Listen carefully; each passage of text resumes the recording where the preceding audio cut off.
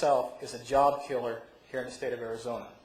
And finally, corporate income tax rates continue to be one of the highest in our region.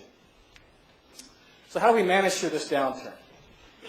First, we have to recognize that the private sector plays an indispensable role in providing the funding for state spending. Second, we have to craft a fiscal policy that rebalances the emphasis on easing the burden of the private sector to speed economic recovery that will therefore sustain the public sector, not just in the short term, but in the long term.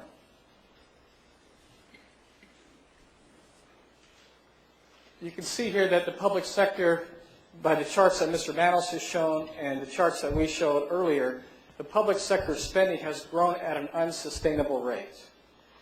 Something has got to give. Either spending's got to give or revenues have got to give. To the greatest extent possible, we believe one of the ways to manage through this downturn is the turnover management of many government services as appropriate and sales of assets to the private sector to broaden the scope of that private economic activity and also to reduce ongoing expenses.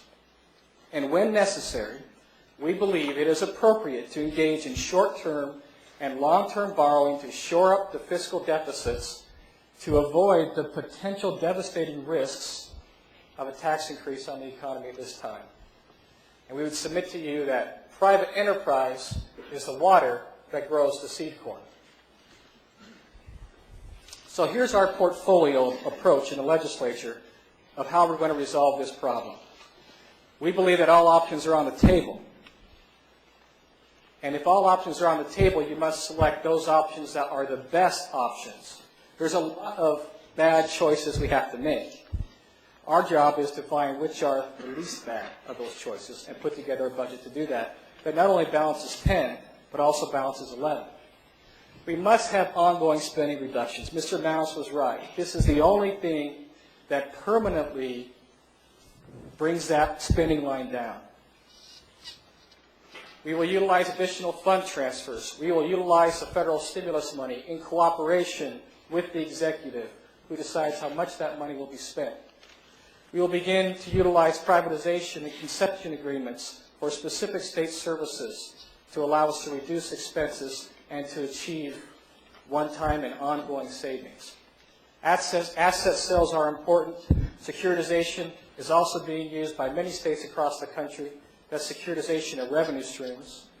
And rollovers, which we have a history of paying back, and we will pay back again. And it is a relatively low-cost way to borrow dollars.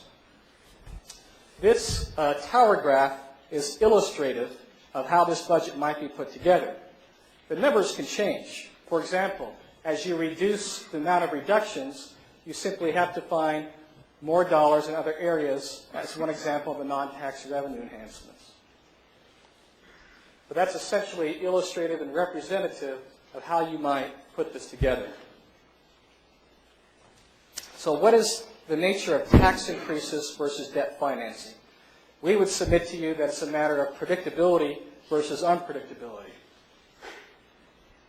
Our approach to managing the budget is akin to a company borrowing in lieu of passing tax increases, or price increases in this case, to avoid scaring away the customer at the worst possible time. Debt financing also has the advantage of spreading the cost of the deficit over a multiple period of time, as opposed to concentrating that cost in a 3-year period of time.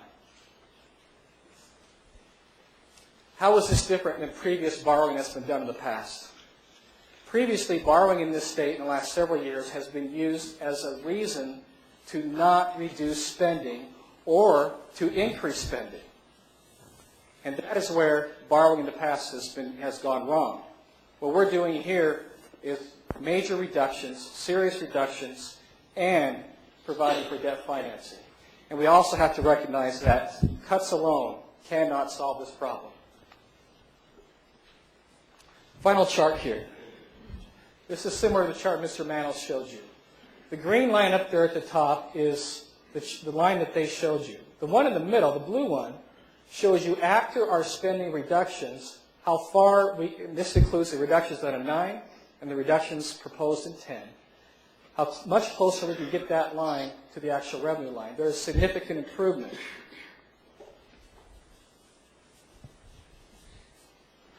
And finally, a few guidelines for managing spending.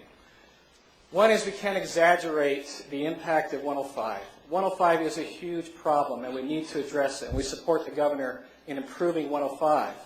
But there's a tendency to identify spending as protected or formulas as protected that aren't necessarily so. And we need to make sure that we don't overestimate the power of 105. Second is we can't allow spending to go on automatic increase year after year after year through formula-driven spending. This is dangerous, and it's a large reason why we find ourselves in the position that we are in. And finally, let's remember that the taxpayer is not protected from inflation in the same way that we often try to protect the government sector from inflation. So finally, I just want to thank you, and on behalf of President Burns, in giving us this opportunity today to express our views on the budget and the plan that we are moving forward on to address this fiscal crisis, and to thank GPEC and all of you for participating in this process.